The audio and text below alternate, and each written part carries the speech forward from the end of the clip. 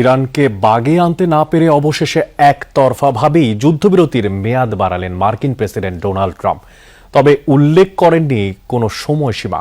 তেহরানের তরফ থেকে পূর্ণাঙ্গ চুক্তির প্রস্তাব পাঠানোর জন্য সময় দেওয়ার কথা জানিয়েছেন ট্রাম্প। তবে অব্যাহত থাকবে মার্কিন নৌ অবরোধ। বর্ধিত যুদ্ধবিরতি নিয়ে আনুষ্ঠানিকভাবে এখনো কোনো প্রতিক্রিয়া জানায়নি ইরান।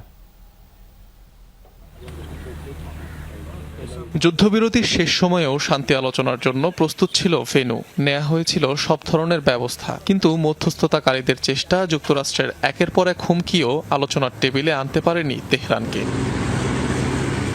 শেষ মুহূর্তে একতরফাভাবেই ইরানের সাথে চলমান যুদ্ধবিরতির মেয়াদ বাড়ানোর ঘোষণা দেন মার্কিন প্রেসিডেন্ট ডোনাল্ড ট্রাম্প। দাবি করেন পাকিস্তানের ফিল্ড মার্শাল আসিম মুনির ও প্রধানমন্ত্রী শেহবাজ শরীফের অনুরোধেই নিয়েছেন এই সিদ্ধান্ত। জানান এই যুদ্ধবিরতি ততক্ষণ পর্যন্ত কার্যকর থাকবে যতক্ষণ না ইরানের প্রতিনিধিরা যুক্তরাষ্ট্রের কাছে ঐক্যবদ্ধ প্রস্তাব নিয়ে আসে। সে সময় অবধি ইরানের বন্দর ঘিরে অব্যাহত থাকবে মার্কিন নৌ অবরোধ।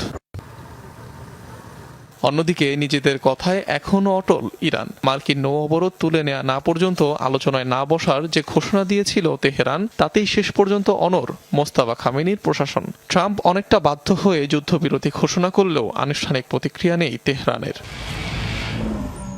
এমন অবস্থায় মধ্যপ্রাচ্যে আবারও যুদ্ধ পরিস্থিতি তৈরির শঙ্কা দেখা দিয়েছে। সামরিক বাহিনীকে সম্পূর্ণরূপে প্রস্তুত থাকার নির্দেশ দিয়েছেন মার্কিন প্রেসিডেন্ট ডোনাল্ড ট্রাম্প। নতুন করে অস্ত্র সরঞ্জাম প্রস্তুতের কথা জানিয়েছে সেন্টকম। জবাব দিতে তৈরি ইরানও। মার্কিন প্রেসিডেন্ট এবং সেই দেশের বারবার দেয়া হুমকির পরিপ্রেক্ষিতে সতর্ক করা হচ্ছে।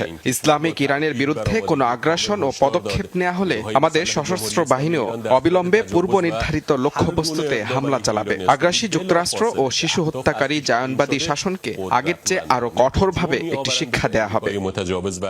বর্ধিত যুদ্ধবিরতির সিদ্ধান্তকে স্বাগত জানিয়েছে মধ্যস্থতাকারী পাকিস্তান।